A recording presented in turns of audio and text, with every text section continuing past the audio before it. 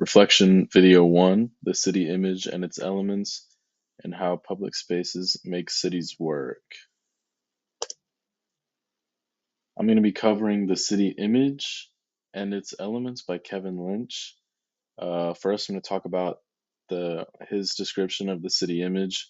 He used several key elements to define the image of a city, such as paths for walking the cityscape, boundaries or edges to segment areas off from pedestrians, districts with a unique identity or character, squares and intersections where people can navigate and travel through, which are called nodes, large or unique objects or landmarks that help give a sense of direction, and uniqueness and an aesthetic look to the city that is easily recognizable to anyone who walks through it.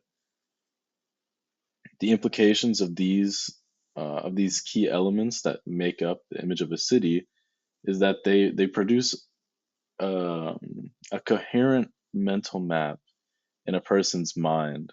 These elements aid in that process by making the message of where to walk, where not to walk, how to get to places, in a clear fashion that's almost subconscious.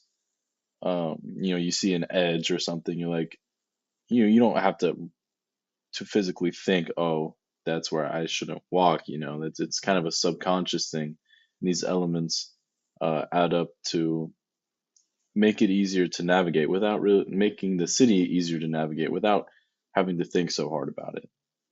This coherent design helps people remember their surroundings, and it's what Lynch calls legibility.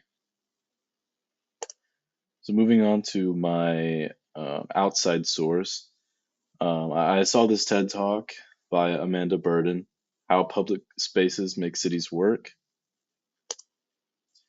I'm not gonna play that, but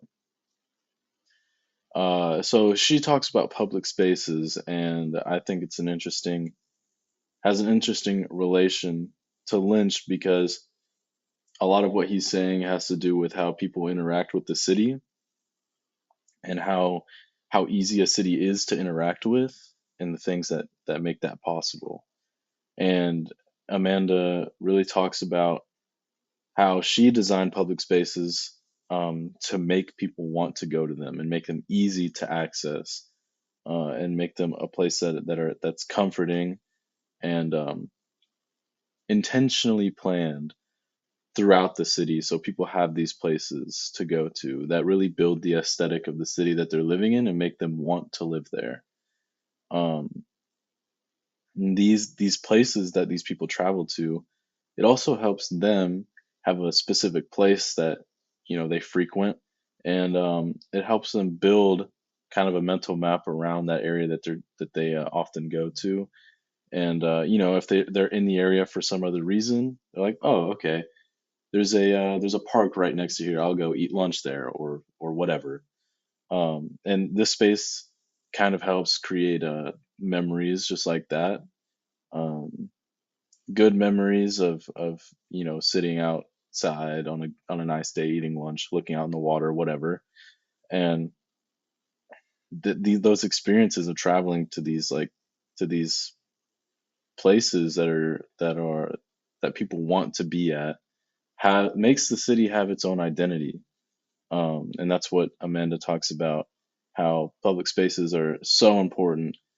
Even though they don't generate a ton of money, they they help keep people wanting to live in that city, and that's super important. Um, when people have distinct and positive memories and ideas about how they can live in their city.